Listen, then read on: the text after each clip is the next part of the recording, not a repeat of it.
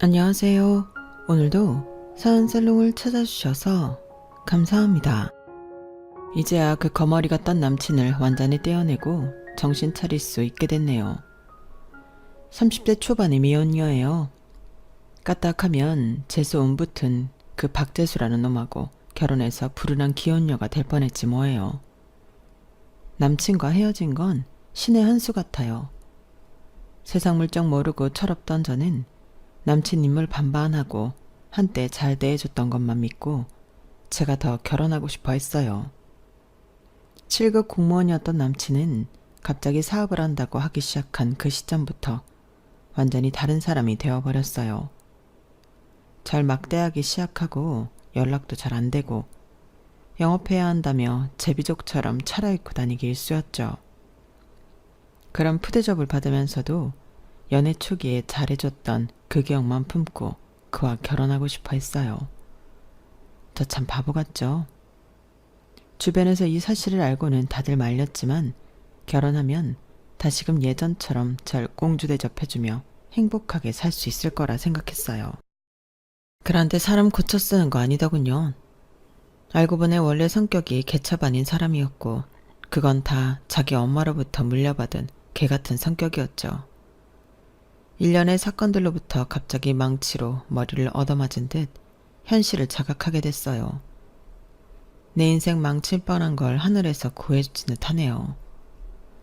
만일 결혼을 앞둔 여성분들은 진짜 두 눈 부릅뜨고 두 귀 쫑긋 세우고 주위 사람들의 조언도 경청해가며 잘 판단하세요.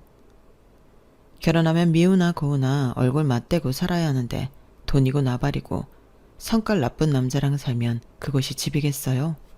그냥 지옥이죠. 전 어려서 찢어지게 가난하게 살았기에 지금도 절약하는 습관이 몸에 배어 있어요. 옷도 잘 안 사고 사치품도 절대 사지 않아요.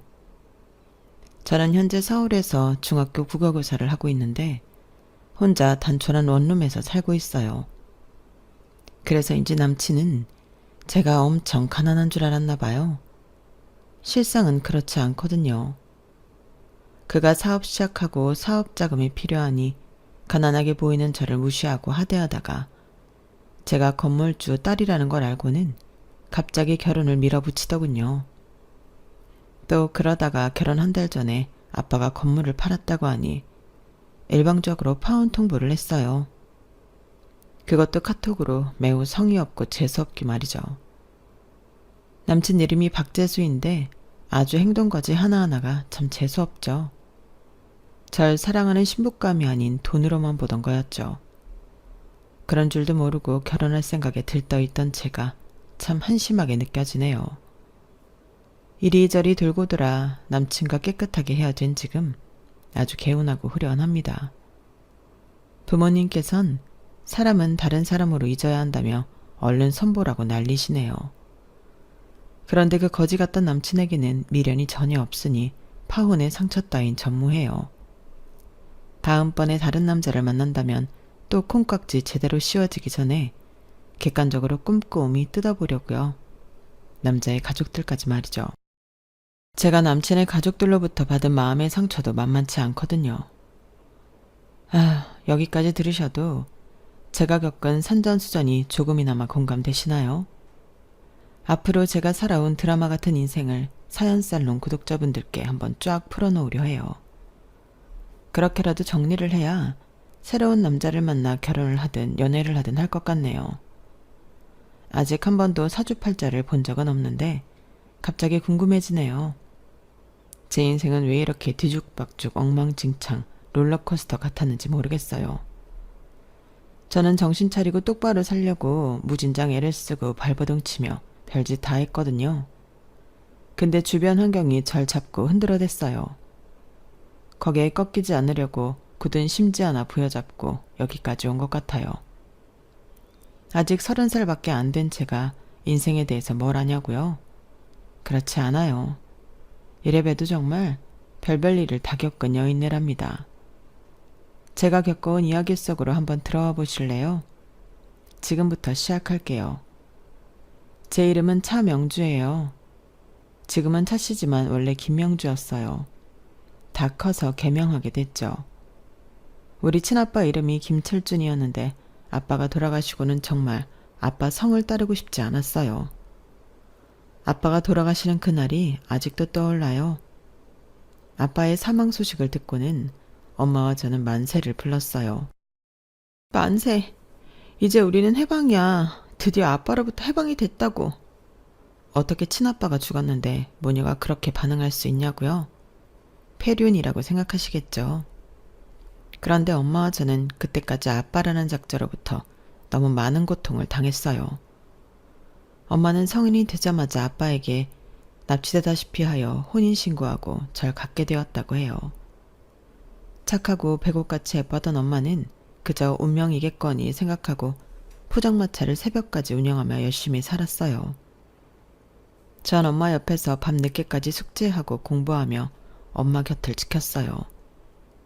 제가 엄마를 지켜준 건지 엄마가 절 지켜준 건지 모르겠지만 늦은 밤이 되어 제가 잠들면 엄마는 포장마차 뒤편 조그만 테이블 위에 눕혀서 재워졌어요. 여름이면 모기떼가 달라드니 모기 향을 피워놓고 자곤 했어요. 아직도 그때 생각하면 초록색이 회색으로 변하며 타들어가던 모기향 냄새가 가장 먼저 떠올라요.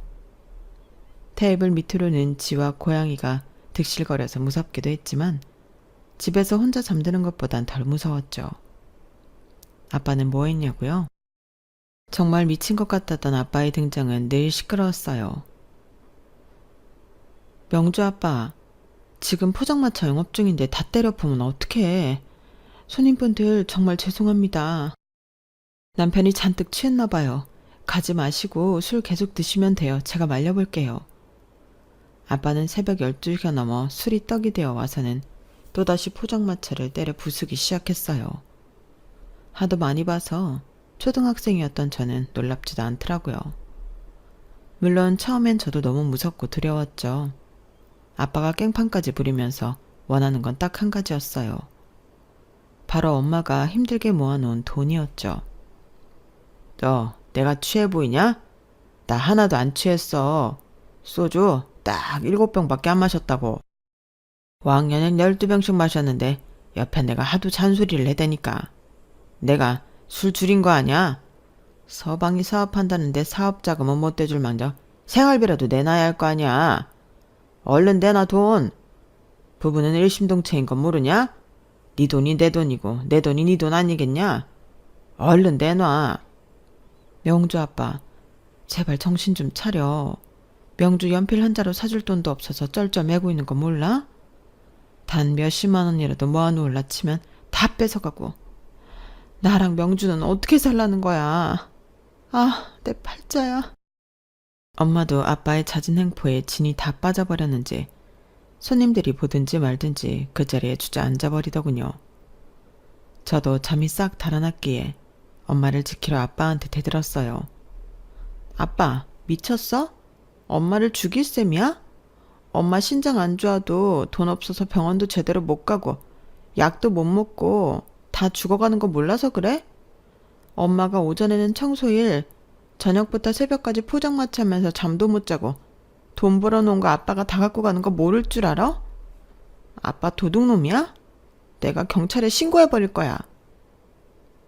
초등학생 딸내미인 저까지 눈에 쌍심지를 켜고 대더니 평소에 손찌검까지 하던 아빠도 그저 씩씩거리며 그 자리를 떴어요. 손님들도 우리 가족의 살벌한 장면을 목격하고는 테이블에 대충 현금을 놓고는 슬금슬금 다 떠났어요. 엄마와 저는 깜깜한 새벽에 길거리에 주저앉아 부둥켜 안고 엉엉 울었어요. 그때 결심한 것 같아요. 우리 엄마는 내가 평생 지켜줘야겠다고 말이죠. 같은 여자로서 엄마의 인생이 너무 불쌍했어요. 가뜩이나 신장도 안 좋은데 밥도 제대로 못 먹고 일만 하니 키 160에 40kg도 안 나가는 앙상한 몸이었거든요. 제가 학교에서 급식을 먹을 때면 엄마 생각에 밥이 넘어가질 않았어요. 아직 어렸으니 제가 할 수 있는 일은 공부를 열심히 하는 일뿐이라고 생각했어요. 가뜩이나 집값 싼 시골에서도 우리 가족은 정말 빈민이나 다름없는 생활을 해야 했어요. 엄마는 수차례 아빠에게 이혼을 요구했지만 절대 들어주지 않았어요. 그러던 어느 날 학교에서 수업을 받고 있는데 초등학교 담임선생님께서 안 좋은 얼굴로 절 다급하게 부르셨어요. 명주야, 너의 어머니께서 쓰러지셨대. 지금 바로 병원으로 가봐야겠어. 너의 아버지는 연락이 되질 않는다네? 교감선생님 차를 타고 응급실로 향했어요. 제발 엄마가 죽지만 않기를 수천 번 기도하며 갔어요. 다행히 엄마는 영양실조로 쓰러진 거였고 생명에 지장은 없었어요. 어린 마음에 잠시나마 너무 무서웠죠. 엄마가 쓰러졌다고 하니 아빠도 얼굴을 비추긴 하더군요. 엄마는 이때다 싶어서 아빠에게 다시 이혼을 요구했어요. 아빠는 답이 너무 어이없었죠. 그래? 그럼 돈 주면 이혼해 줄게. 명주 엄마가 내 돈줄이었는데 순순히 돈줄을 끊어내 줄 수 있나? 뭐? 내가 당신 돈줄이었다고? 아, 그래. 얼마면 이혼해 줄 건데? 딱 1,000,000원만 줘. 이것도 싸게 부른 거야. 1,000,000원이라고? 그건 내 평생 만져보지도 못한 돈이야. 내 수중에 1,000,000원이 어딨어? 지금껏 벌어놓으면 당신한테 다 뺏기고 지금은 100만원도 없는 신사라고. 정말 그게 현실이었어요. 다른 사람들에게 1,000,000원은 크지 않은 돈인 줄 모르겠으나 월세살이를 하던 우리 모녀한테 1,000,000원은 엄청나게 큰 돈이었어요.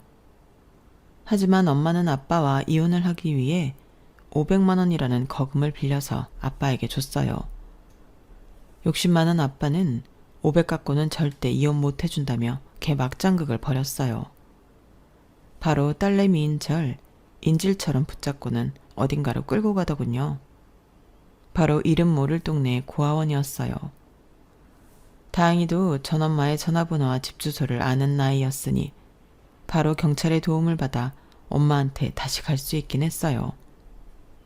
하루 이틀 사이에 벌어진 일이었지만 저에겐 공포 그 자체였죠. 몇 주 뒤 이혼 못 해준다고 버팅기던 아빠가 갑자기 순순히 이혼을 하자며 콧노래를 부르더군요.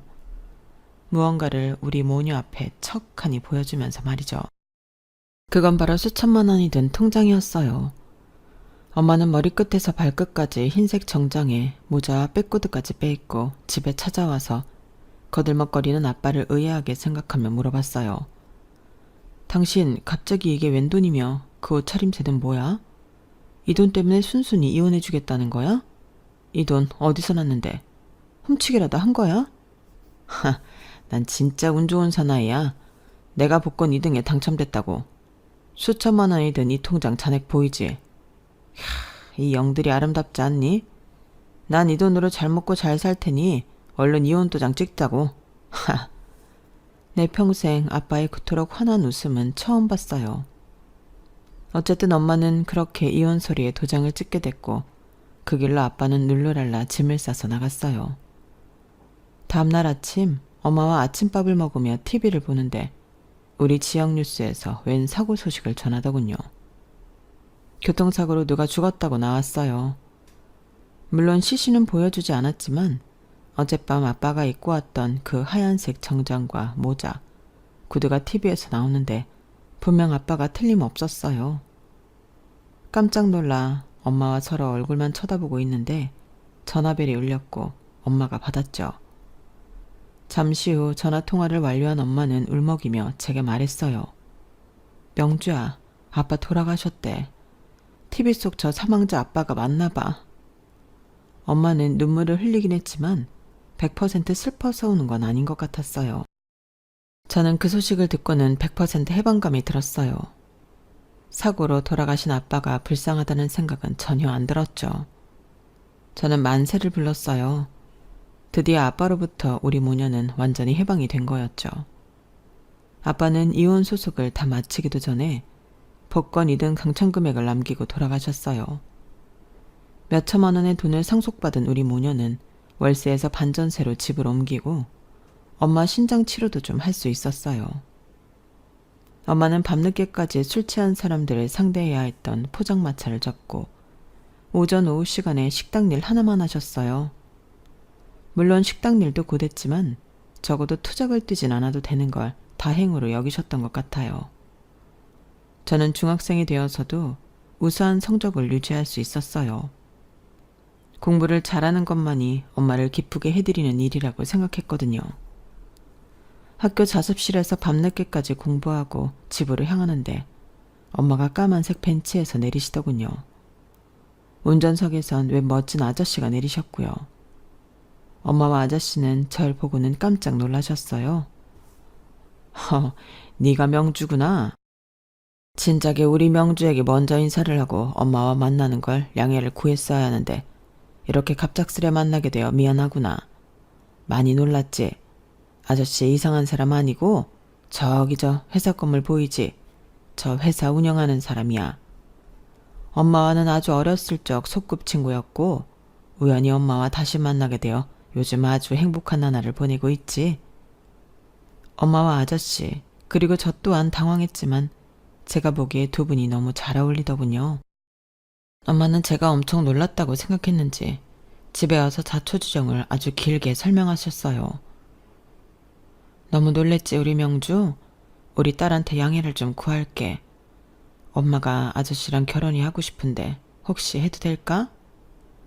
다시 재회하게 된 지는 몇 달 안 됐는데 아저씨가 워낙 강력하게 엄마랑 결혼하고 싶어 하네. 아저씨는 아직 한 번도 결혼한 적이 없는 사람이야. 엄마랑 동갑. 35살이고 고향에서 소꿉놀이 같이 하던 친구 사이였는데 고아원에서 자라던 사람이었어. 그러다가 미국으로 입양이 됐고 미국에서 잘 지내는 줄 알았는데 글쎄 파양이 돼서 한국으로 쫓겨나다시피 했다는구나.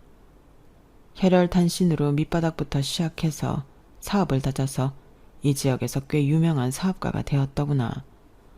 저기 큰 건물 있잖니? 그 회사 사장이야. 꼭 돈이 많아서 아저씨랑 결혼하겠다는 건 아냐.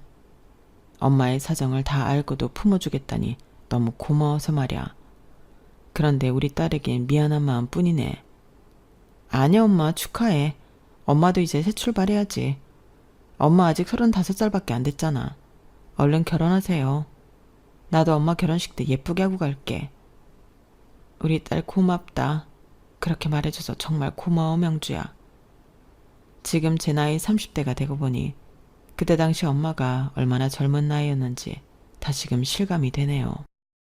20살에 저를 낳고 35살에 재혼을 하셨으니 너무 축복스러운 일이었죠. 그래도 한동안은 아저씨와 한 집에서 지내는 게 좀 떨떠름했어요. 아빠라는 말도 잘 안 나오더군요. 그러다가 엄마가 신장이 너무 악화되어 쓰러지는 일이 생기고 말았어요. 엄마가 살 수 있는 길은 신장 이식뿐이었죠. 엄마의 가족이라고는 저와 아저씨뿐이었으니 신장 검사를 진행했는데 공교롭게도 아저씨가 이식 가능한 사람으로 나왔어요. 저는 무척이나 당황했죠. 그런데 아저씨의 반응이 놀라웠어요. 명주야, 여보, 내가 이식해줄 수 있게 되다니 너무 기쁘다. 우리 물론 혼인신고하고 정식 부부가 되어 살고 있지만 내가 당신한테 내 몸의 일부를 떼어주면 우린 진짜 하나가 되는 거네. 저와 엄마는 아저씨가 너무 고마워서 눈물을 펑펑 흘렸어요. 그렇게 신장 이식 수술이 진행되고 다행히 두 분 다 후유증 없이 일상생활로 돌아올 수 있었죠. 아저씨한테 제가 먼저 말했어요. 저 이제 아빠라고 불러도 되죠? 아빠, 우리가 진짜 가족이 된 김에 아빠 성을 따라도 될까요? 이제 김명주가 아닌 차명주로 살고 싶어요. 아저씨는 제 손을 붙잡고 감동의 눈물을 흘리셨어요. 고맙다 명주야. 날 아빠로 불러줘서 고마워. 성까지 내 성을 따라 바꿔준다니 정말 감동이야. 이제야 진정 우리가 한 가족이 되었구나. 아빠가 앞으로 우리 명주 잘 키워줄게. 평생 든든하게 지켜줄게. 아빠 엄마만 믿고 네가 하고 싶은 거 다 하고 멋지게 살려무나. 그 후로 지금까지 아저씨를 내 친아빠라고 생각하고 우리 엄마한테와 똑같이 나름대로 효도하며 살고 있었어요. 몇 년 후 엄마는 나이 40에 아빠와의 사이에 둘째를 낳으셨어요. 절 20살에 낳고 40에 둘째를 낳았으니 졸지에 20살 차이 나는 동생을 얻게 되었죠. 예쁜 동생을 좀 봐주고 싶었으나 전 서울에 있는 대학의 사범대에 합격하는 바람에 솔로 서울에 상경하게 되었어요. 경제력에 차고 넘치는 아빠는 당장 대학 근처에 30평대 아파트를 사주겠다며 나섰지만 제가 만류했어요. 그냥 원룸에서 자취하면서 살겠다고 말이죠. 제가 워낙 독립적인 성격이기도 하지만 어렸을 때 찢어지게 가난한 생활을 하다 보니 검소함이 몸에 배었어요. 왜 가난은 몸이 기억한다는 말 있잖아요. 진짜 그런 것 같아요. 회사 CEO인 아빠 덕분에 우리 가족이 엄청나게 풍족해졌지만 여전히 절약하고 검소하게 사는 습관은 여전했어요. 꽤 좋은 대학의 사범대에 다니니 과외 구하기가 수월했고 전 과외 알바를 여러 개 하면서 학비와 생활비도 혼자서 충당했어요. 저금까지 할 여력은 없었지만 가끔씩 아빠 엄마가 서울로 올라오셔서 현금 뭉치를 척하니 던져주고 가시면 바로 은행에 저금하기 바빴어요. 그렇게 어렸을 때와 다르게 순탄한 대학 생활을 보내고 있었어요. 엄마를 닮아서 그런지 예쁘다는 말도 여러 번 듣기도 했어요. 여자가 얼굴이 하얘면 반은 먹고 들어가잖아요. 제가 얼굴이 뽀얗다 보니 엄청난 미인처럼 느껴졌나 봐요. 남자들이 여러 대시하더군요. 하지만 소망했던 국외고사가 되기 전까지는 남친을 만들지 않기로 스스로 다짐했어요. 그리고는 학교 도서관에 처박혀 열심히 임용고시 준비를 했죠. 맨날 도서관에서 살다 보니 붙박이처럼 있는 학생들은 점차 눈에 익었어요. 그런데 저보다 더 뽀얀 피부의 한 남학생이 도서관에 들어올 때면 정말 빛이 나더군요. 그 남학생이 들어오면 자꾸 신경이 쓰일 정도로 잘생긴 남자였어요. 그 남학생에게로 향하는 시선을 다시금 책으로 갖고 와 힘겹게 공부를 마치고는 도서관을 나섰어요. 그런데 누군가 제 어깨를 턱 하고 잡더군요. 저 잠시만요. 그쪽도 저한테 혹시 관심 있나 해서요. 전 그쪽한테 관심 있거든요. 자꾸만 눈이 마주치길래. 혹시 아니면 사과 먼저 드릴게요. 그 남자도 제가 자꾸 쳐다보는 걸 느낀 모양이 있어요. 뭔가 제 마음을 들켰다는 생각에 얼굴은 물론 귀까지 빨개졌죠. 하지만 싫지 않았어요. 아니, 오히려 잘생긴 남자가 나한테 관심 있다고 하니 기뻤죠.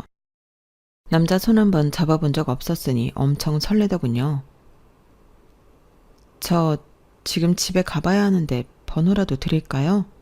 아뿔싸. 지금 생각해도 참 저의 멘트가 어이없네요. 밀고 당기기도 안 하고 친절히 번호까지 먼저 주면서 그의 대시에 오케이 한 셈이었어요. 그날 이후로 누가 먼저랄 것도 없이 우린 서로에게 빠져들었어요. 특히나 저는 그가 첫사랑이었으니 얼마나 불같은 연애를 했겠어요. 그도 연애 초반엔 워낙 잘해줬기에 더더욱 빠져들 수밖에 없었어요. 그럼에도 이성의 끈을 놓지 않고 공부는 열심히 했어요. 그는 복학생으로서 7급 공무원 준비 중이었고 저는 임용고시 준비 중이었기에 주로 도서관 데이트를 즐겼죠. 다행히 둘 다 원하던 시기에 딱 합격했어요. 그리고는 무려 7년의 시간을 함께 했네요. 20대 중후반을 모두 그와 함께 보낸 거죠. 타임머신을 타고 갈 수 있다면 그와 연애조차 스타트 안 했을 거예요. 그의 본래 성격이 개차반의 속물인 걸 알았다면 말이죠. 근데 그걸 너무 늦게 알아버렸네요. 장장 7년간 거의 대부분을 콩깍지 제대로 씌인 채로 연애를 지속했어요. 우리 둘 다 안정적인 직장을 가졌다고 생각했기에 전 그와 결혼이 하고 싶었는데 그는 늘 불평불만이 많은 사람이었어요. 특히 7급 공무원 월급이 적다고 난리도 아니었죠. 에이씨, 사업하는 친구들은 한 달에 수천만 원씩 우습게 벌던데 난 고작 이게 뭐람? 이따위 월급 받으려고 내가 그토록 열심히 공부했나? 아, 안 되겠어. 이놈엔 공무원 더러워서 때려쳐야지. 자기야, 하이리스크 하이리턴이야. 사업은 뭐 쉽나? 안정적으로 수천만 원 버는 게 어디 쉽겠냐고. 괜한 생각 말고 그냥 직장 다니면서 재테크나 잘하면 되는 거야. 얼른 우리 결혼하자. 어? 우리 둘 다 안정적인 직장에 뭐 하나 빠지는 게 없잖아. 나도 이제 30대니 말이야. 결혼은 무슨 결혼. 조금만 더 기다려. 일확천금을 벌어들일 테니. 그러더니 남친은 정말로 어렵게 합격한 7급 공무원을 때려치고 사업을 시작했어요. 제대로 된 사업 아이템도 없는 것 같으면서 일단 직장부터 때려치더군요. 사업한다며 늘 백수처럼 지내던 포악한 친아빠가 떠올랐어요. 아니나 다를까 남친도 사업병에 걸리고 난 뒤에는 사람이 180도 달라지기 시작했죠. 그래도 이미 수년간 사귀고 있던 터라 쉽사리 헤어지기 힘들었어요. 나의 첫사랑 첫 남자였고 그만큼 정도 많이 들었으니까요. 그러던 어느 날 남친 동네에서 데이트를 하고 있던 도중에 남친의 엄마를 우연히 길에서 보게 되었어요. 헐어머니에 힘들게 사신다는 말만 듣고는 막연하게 연민만 가지고 있었는데 실상은 정말 사나운 할매더군요. 재수야, 우리 잘난 아들이 사귄다는 여자가 고작 이렇게 생겨내냐? 잘 만났다. 내 몇 가지 물어보마. 너 무슨 동네 몇 평에서 사니? 선생질하면서 월급은 얼마 받고? 모아놓은 돈은 얼마나 있니? 부모는 어디 살고? 선생질이라니. 참. 지금까지 교사라는 직업을 선생질이라고 표현하는 사람은 처음 봤어요. 너무 놀랐지만 대충 남친 엄마가 물어보는 거에 대답은 했죠. 아, 네. 저 그냥 조그만 런룸에서 혼자 살고 있어요. 부모님께서 지방에 살고 계셔서요. 그리고 뭐 교사 월급은 재수씨 공무원 할 때랑 비슷할 것 같네요. 답이 좀 됐을까요? 갑자기 이렇게 물어보시니까 좀 당황스럽네요. 뭐야? 당황스럽긴 뭐가 당황스러워? 네 대답을 듣고는 내가 더 당황스럽다. 부모가 지방에 살고 너 혼자 서울 원룸에 산다? 안 봐도 비디오네. 돈 없는 집안이구만. 게다가 교사 월급이야 빤하지 뭐. 아, 저렇게 잘생기고 잘난 우리 아들을 주기에는 너무 문양이 빠진다. 지금 우리 아들 사장님인 거 잘 알지? 여자 쪽에서 사업자금 몇 억씩 척척 대주는 집으로 장가가야 한다. 그렇고 말고. 남친 엄마의 말은 처음부터 끝까지 돈 얘기만 이어졌어요. 남친과의 결혼이 맞는 건지 머릿속으로 너무 혼란스러웠어요. 제가 기분 나빠하는 걸 눈치챘는지 남친이 적당히 그 상황을 마무리했어요. 그래도 사귀어온 지난 7년의 세월이 있으니 계속 이 관계를 진행하는 게 맞는지 당장 헤어져야 했는지 고민이었어요. 그런데 설상가상으로 남친이 연락이 잘 안 되기 시작하고 가끔 보면 온몸에 명품을 휘감고 다니더군요. 가뜩이나 지네 엄마 때문에 헤어지고 싶은 마음이 큰데 남친과의 헤어짐에 무게를 두게 되었어요. 그러던 중 남친이 강남 새로운 빌딩에 사무실을 개업했다며 절 초대하더군요. 사업으로 바쁜 남친이니 일단 한두 달 후에 이별을 고해야겠다고 마음 먹고는 일단 남친이 말한 사무실로 갔어요. 그런데 이게 웬걸? 남친의 사무실이 있던 빌딩은 바로 아빠 소유의 빌딩이었어요. 사업에 성공해 돈을 많이 벌었던 아빠는 지방의 부동산들을 정리하여 강남에 빌딩을 하나 사놓으셨어요. 그게 벌써 몇 년 전 일이었죠. 그동안 남친에게 우리 집 재력에 대해서는 딱히 말하지 않았어요. 뭐 아빠의 재력일 뿐이지 내 돈은 아니라고 생각했거든요.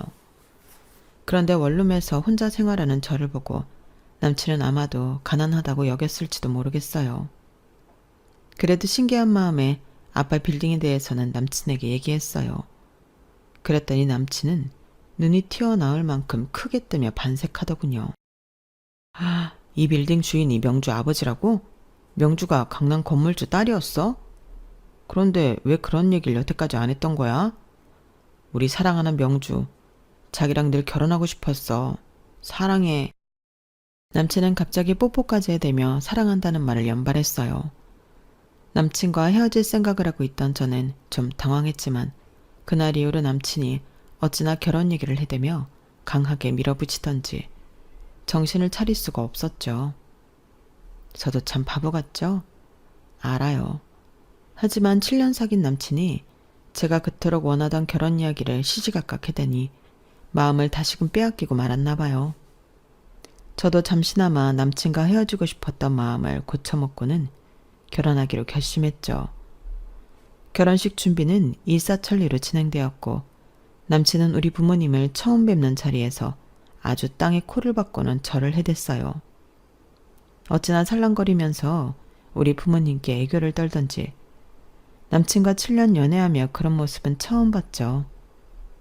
남친이 본인 엄마한테도 워낙 효자였기에 우리 부모님한테도 친아들처럼 대해드릴 거라 여겼어요. 그땐 모든 게 다 돈 때문에 그런 거라고는 생각하지 못했어요. 그저 남친 본성이 착해서일 거라고 착각했어요. 그렇게 믿고 싶었나 봐요. 남친 엄마의 상스럽고 속물적인 성격을 알고 있었기에 상견례 자리는 좀 걱정이 됐어요. 그런데 이게 웬걸? 내가 만났던 그 할매 맞나 싶을 정도로 180도 바뀐 태도로 상냥하게 대하더군요. 며느리야, 그리고 사돈어른 인사 받으세요. 명주 시어머니 될 사람입니다. 우리 며느리를 이렇게 예쁘게 키워주셔서 정말로 감사드립니다. 워낙에 체력이 있으신 분들이라 우리 명주를 귀하게 키우셨나 봅니다. 사위들 재수군도 워낙 성격이 좋고 싹싹하더니 그게 다 어머니를 닮은 거군요.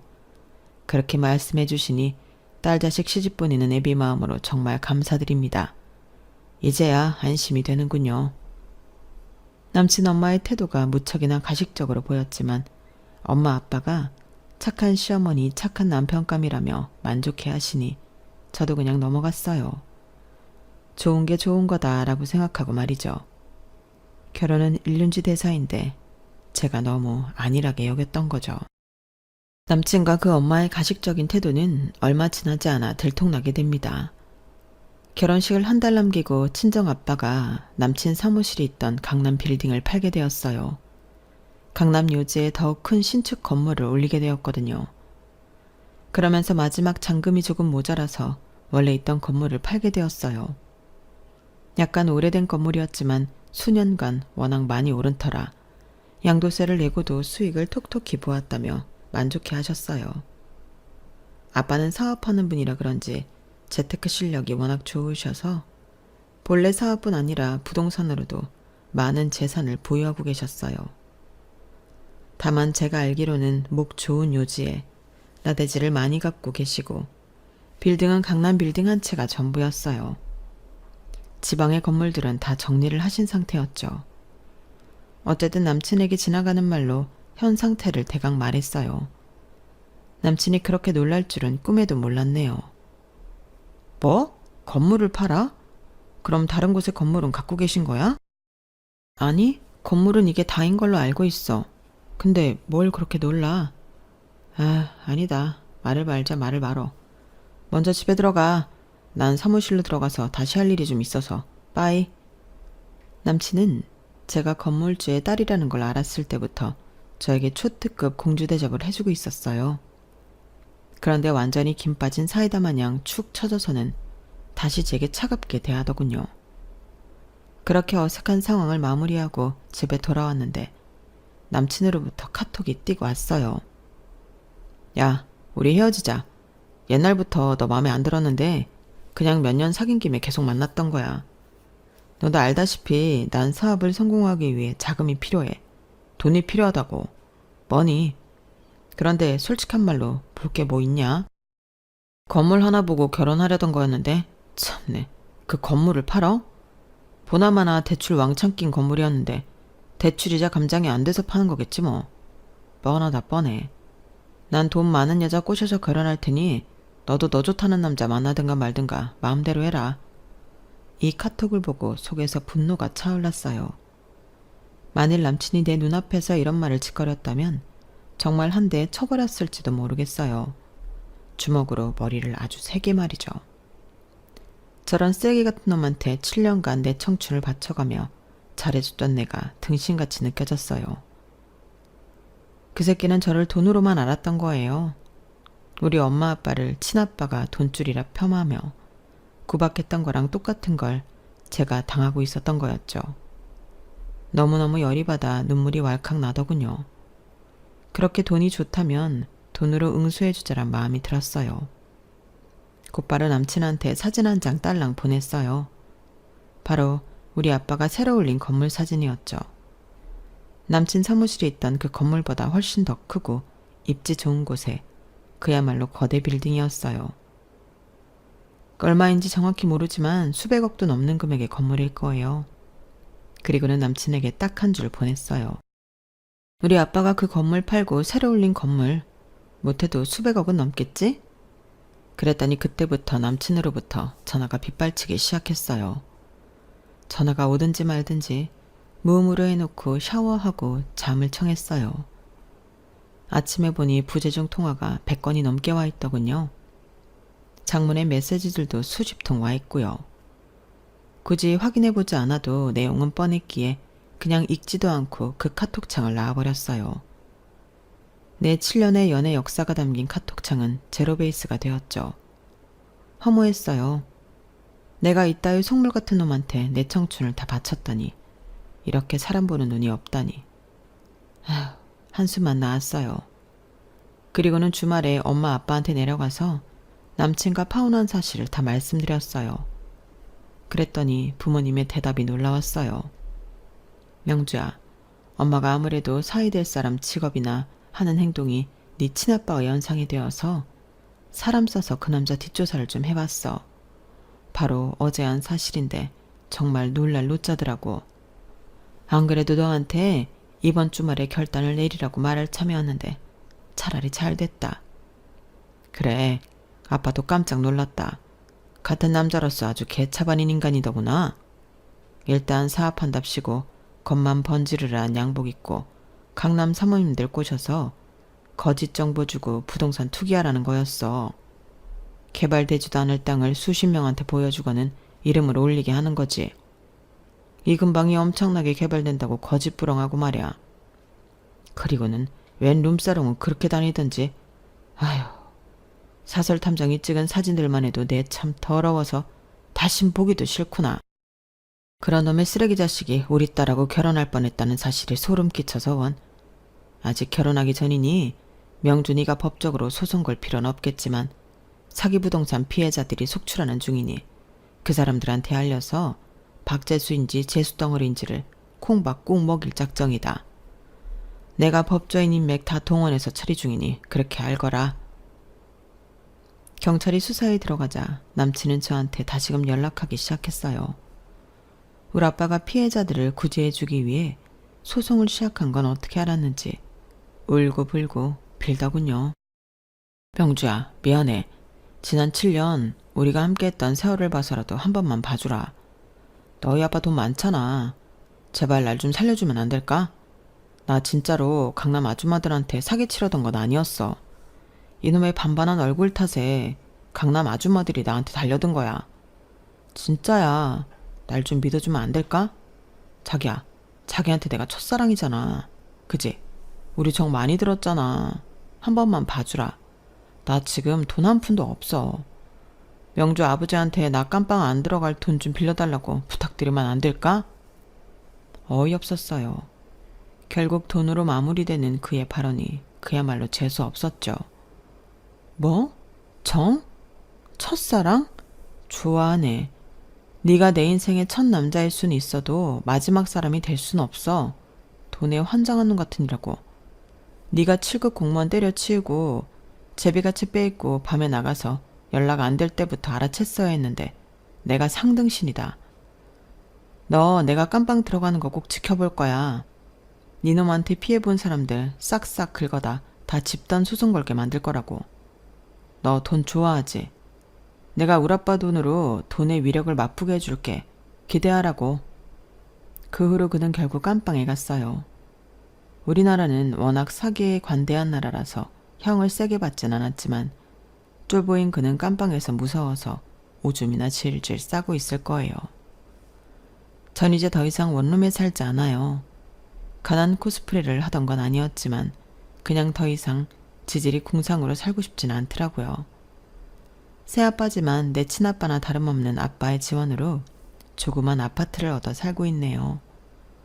앞으로 제대로 된 남자를 좀 만나고 싶어서 선도 열심히 보고 있어요. 노처녀 나이가 되어 시간에 쫓겨 아무 남자랑 결혼하고 싶진 않거든요. 엄마 아빠가 현재 동생과 함께 행복하게 사는 모습을 보니 저도 얼른 행복한 가정을 꾸리고 싶어요. 누가 그러더라고요. 여자는 결혼하기 전까지는 눈을 부릅뜨고 결혼 후에는 눈 닫고 귀 닫고 살아야 한다고요. 아마도 결혼 전에는 상대를 면밀히 잘 관찰하고 결혼 후에는 인내심을 갖고 결혼 생활을 지속하라는 거겠죠. 아직 결혼을 안 해봐서 잘 모르겠지만 일단 결혼 전까진 객관적으로 그리고 전체적으로 꼼꼼하게 다 뜯어보려고요. 제발 제대로 된 착한 남자랑 결혼하게 되기를 빌어봅니다. 지금 결혼을 앞두고 계신 분들 식장 들어가기 전까지, 아니 혼인신고서에 도장 찍기 전까지 우리 꼼꼼하게 살펴보자고요. 그럼 여러분의 행복을 기원하겠습니다. 지금까지 드라마 같은 저희 인생 이야기를 들어주셔서 감사합니다. 여러분, 사연 댓글에 응원과 현명한 조언 부탁드려요. 좋아요와 구독은 저에게 큰 힘이 됩니다. 오늘도 좋은 하루 되세요.